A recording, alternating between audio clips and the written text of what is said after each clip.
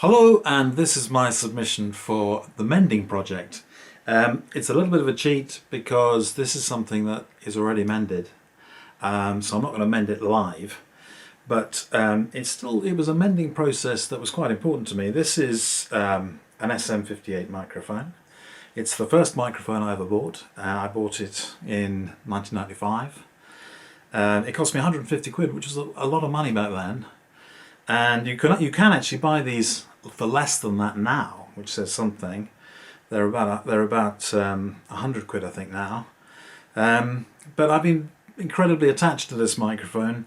It's never let me down. I've recorded maybe 50 songs using this microphone. I've been in 3 or 4 bands using this microphone. The memories are intense.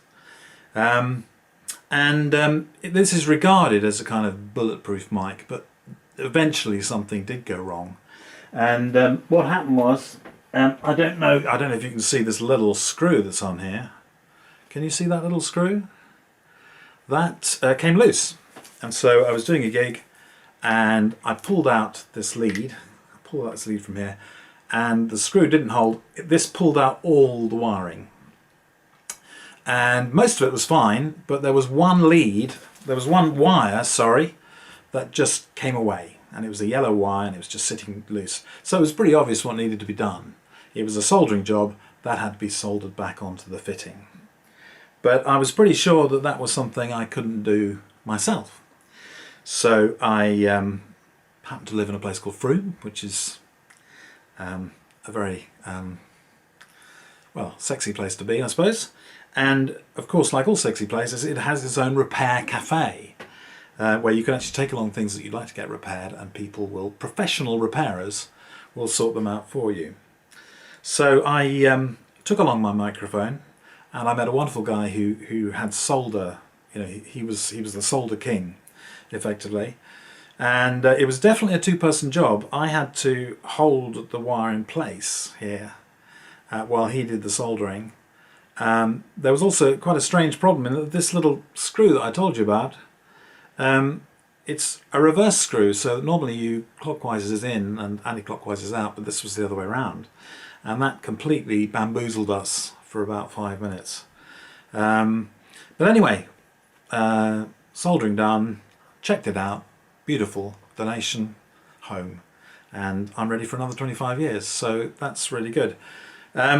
Okay, so why mending? I think mending is quite a sort of powerful countercultural type activity, really. I mean, we live in a society that says, you know, got a problem with something, get rid of it, get the new thing.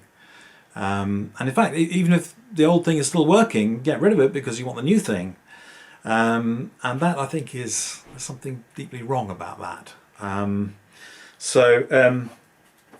Being given this back again was like an old friend appearing back in my life, so that was good.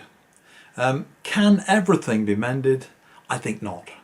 I've had a Samsung monitor that I had for 10 years, and I did try and get it mended. I rang Samsung and they basically laughed down the phone at me at the idea that there would be parts for a monitor that was 10 years old. So I think probably yes, things do die eventually, but you know, other things carry on fine. I mean, I still have, for example, cassettes. I still use CDs. My cassette player stopped playing CDs, so I thought, well, I do need something that's going to play CDs, so I might get rid of that. I put it in the garage for 2 months, thought, well, hang on a minute, I need to play cassettes, so I put it back in place, and lo and behold, the CD facility had started working again. So if you treat objects with trust, they will actually sometimes repair themselves, which is fantastic. So yes, I think mending is a very powerful thing, and it's a very green thing, and being green really is what the world needs.